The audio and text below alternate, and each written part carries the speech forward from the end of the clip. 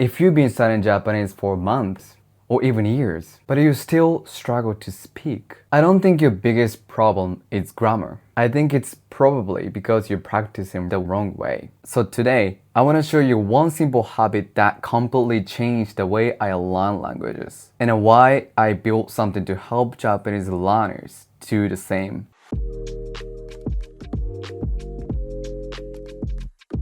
I've been teaching Japanese for years. I've worked with students from all over the world. And after teaching hundreds of learners, I've noticed the same pattern over and over again. Most people think learning a language is about studying more grammar, more vocabulary, more videos. But I don't think that's the biggest problem. I think learning a language comes down to three simple things: input, output, and repetition. Input helps you understand the language.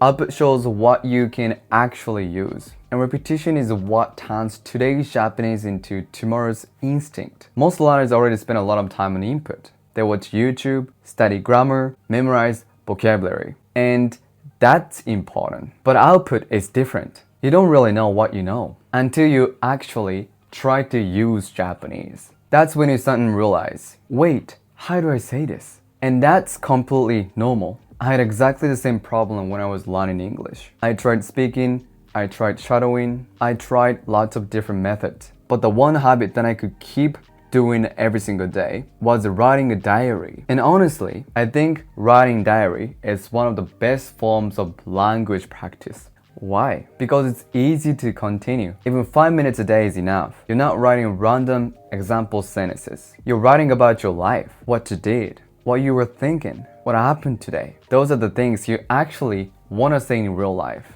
right? Because they're personal, they're much easier to remember. Another thing I loved was looking back at my old diary entries. I could literally see my progress. Every diary became proof that I was improving. But there was one problem, a really big one. I never knew if my English was actually correct. I could write something, but was it natural? Was it grammatically correct? Would a native speaker actually say this? I had no idea. And after teaching Japanese for years, I realized my student had exactly the same problem. Many people want to practice, many people want to write, but they don't know if their Japanese is natural. Now, of course, we have AI. You can copy your diary into ChatGPT or Claude. Ask for corrections, ask why something's wrong, ask for better vocabulary, and it works. Yes, it does. But honestly, it breaks the flow. You have to keep copying, pasting, asking questions, and switching back and forth. The habit becomes more difficult than it needs to be. So for years, I kept thinking, I wish something like this existed. A place where I could simply write, get corrections, understand my mistakes, learn naturally, and keep everything together. Eventually, I stopped thinking and I decided to build it myself. That's why I created Nihongo Diary. The idea is very simple. You just write about your day in Japanese. That's it. Then your diary is corrected automatically. Not just the grammar, but the way a native speaker would naturally say. You can then compare your original sentence with the corrected version. Then you can read teacher's note that explains why something was changed. Not just the answer, but the reason. You also get vocabulary based on your own writing, grammar suggestions for what to learn next. Everything comes from your diary, so it's always relevant to you. And every diary is saved on a calendar so you can look back at your progress over time. And if you'd like, you can also share your diary with other learners through the community feed. Because learning language is much more fun when you're doing it with someone, when you're not doing it alone. So I didn't build Nihongo Diary because I wanted to make another app.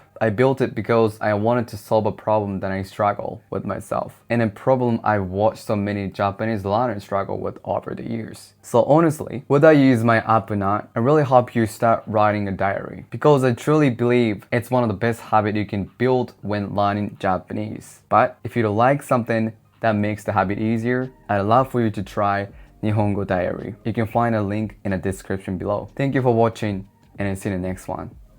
Bye for now.